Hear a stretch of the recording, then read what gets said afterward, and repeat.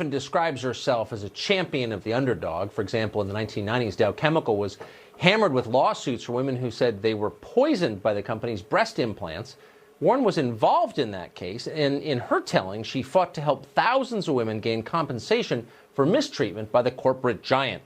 It fits her story perfectly. But as it turns out, that's not true.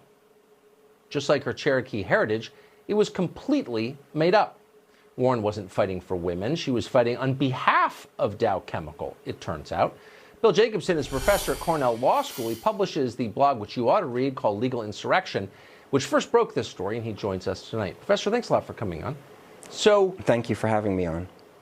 She has been very clear. I fought for women against Dow Chemical. What actually happened?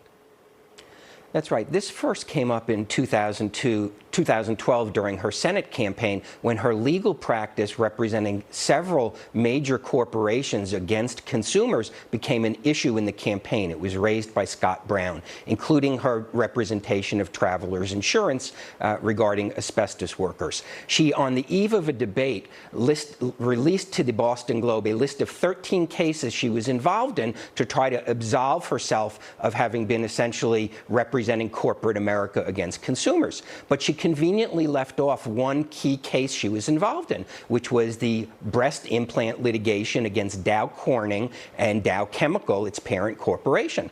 I discovered that case and brought it forward. And her immediate reaction was, as you indicated, she was trying to help the women get money, which was preposterous. She was representing Dow Chemical, the parent corporation of the breast implant manufacturer, which was vigorously fighting any claim of liability. And she was representing them at that time and advising them. So there was nothing to suggest that she actually was trying to help the women.